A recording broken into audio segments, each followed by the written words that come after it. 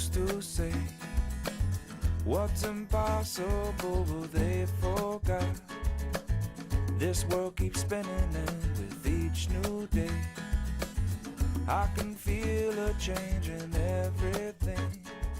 We're a reading and mentoring program that works with children in the elementary schools in New York City and neighboring communities. But our main program is Power Lunch, which is a lunchtime-focused reading program. Power Lunch has that cachet about it that means senior people getting together to make big things happen. Well, in many ways, that's what's going on there.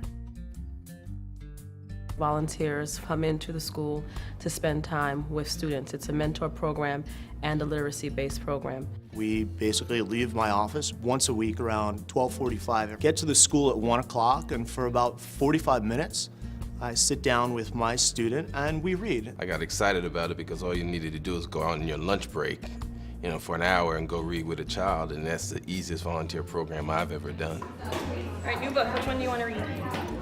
That would be Amanda Beale, and it happened because of a mistake. Right.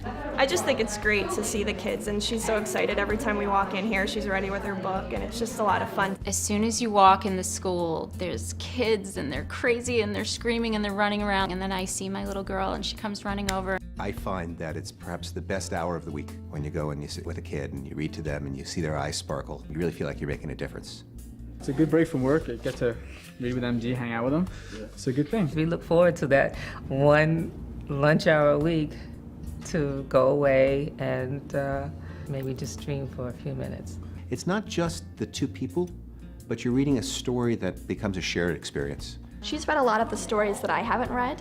So sometimes we'll read a book. Do you remember the Stregonona books? Yeah. When you could tell me some of the backstories on that? Yeah. I didn't know about any of that stuff. They become such role models and such mentors that I think it's very satisfying. It would be so interesting when we would have conversations that if something was similar between their families, a custom or a word that they might use, she would tell me little things here and there about her family or what they did for a holiday or something, and that would make me so happy. It's important for us to come and be with them as well. The biggest love I have is walking down the hallway during lunchtime and seeing both adults and children on the big fluffy couch. I think it makes them feel special in a school full of kids, to be in a quiet room, getting one-on-one attention. The children know about it and they want to read. They kind of feel like it's a privilege to leave during lunch and go upstairs and have someone to read with. I get to encourage her to read at an earlier age and help her improve, as well as get to know her and have fun. This is 1 hour a week where there's just one person paying attention to them and totally focused on them. I think it's very satisfying for the volunteers to stay with the same child for a number of years and see their skills and their abilities and their maturity grow. Just a pleasure being able to work with, well, since I've been working only with Diego, just to work with him, and over the years, just see him how he's progressed, his reading, his speaking, and so on. It's just been great. Having an adult consistently come week after week and make a commitment to them, you could see it in their eyes. It makes a big difference. We started when he was in kindergarten. Huh? Was it first grade? First grade or kindergarten? I don't know. First grade. I think it opens them up to say that there are possibilities for me, and if I made it, that means you can make it also. And I remember sitting in class and having trouble reading until I started reading things that I liked. We're reading Johnny Longlegs by Matt Christopher. I grew up reading the same Matt Christopher books. I mean, I'm still pretty young, so it wasn't too long ago that I was reading these, so it's kind of fun to come back and read the same books over again. Put something in front of somebody that they really enjoy, and the passion level just increases tenfold. Our first step is to get those children to think of reading as something that they do just for the sheer pleasure of it. Is this fun? Yeah. How come? Because I get to read and I learn new facts. It hopefully would inspire them to go to reading and to books on their own for pleasure rather than as a chore. What do you like to read about? Dinosaurs and non-fiction books. Reading is an opportunity, and literacy is an opportunity for children to learn that there's more to life beyond the neighborhood. When I read a book, it makes me think of going places. Like if I read a book about Alaska, it makes me want to go to Alaska. It is a magic carpet. It does take you places you never thought you could go, and it does teach you things you never imagined were there to be learned. At the same time that you're enjoying yourself, it's improving your vocabulary, it's helping you to express yourself better, it's helping your spelling, it's helping you understand different ways of thinking, and you don't even realize that because all you know is that you want to see what happens to this character next. I like to read chapter books. Chapter books? And what are you reading now? Junior B has a monster under her bed. Our intention is to expose children to as many opportunities as we can to help close the achievement gap. She actually improved a lot since the time we started. They realize that there really is no limit to their potential. And they have to learn to use literacy as their key to become someone great. One student that I read with said that he loved reading over the summer too because he didn't get a chance to go away. So when he read, he felt like he went somewhere. It took him someplace. I think that that's a big part of the adventure of reading. To give children the gift of reading more and finding it something pleasurable is to open unbelievably diverse worlds to them. What kind of books do you like to read?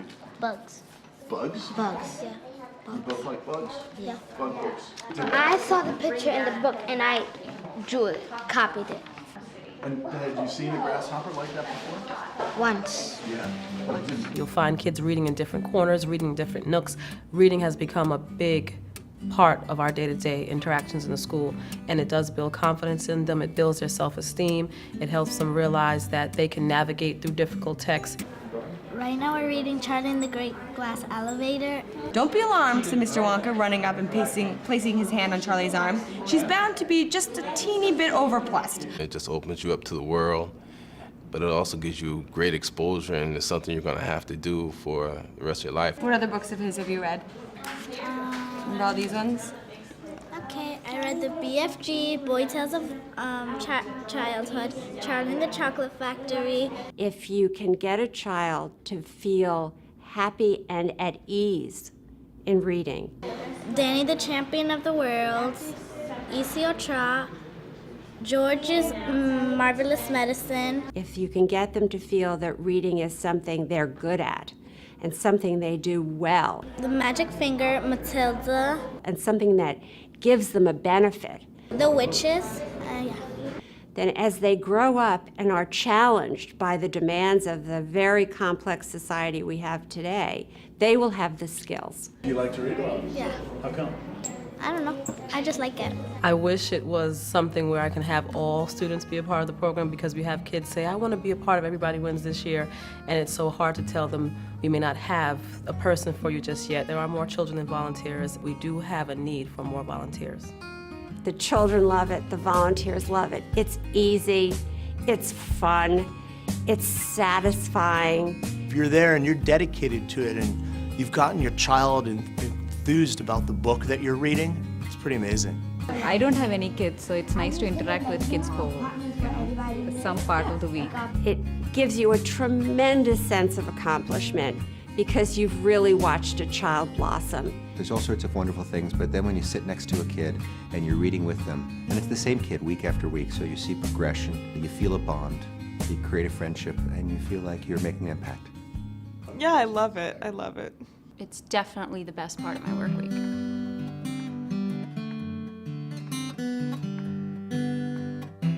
I'm gonna make it a brighter place with my own two hands. I'm gonna make it a safer place with my own two hands. I'm gonna help the human race with my own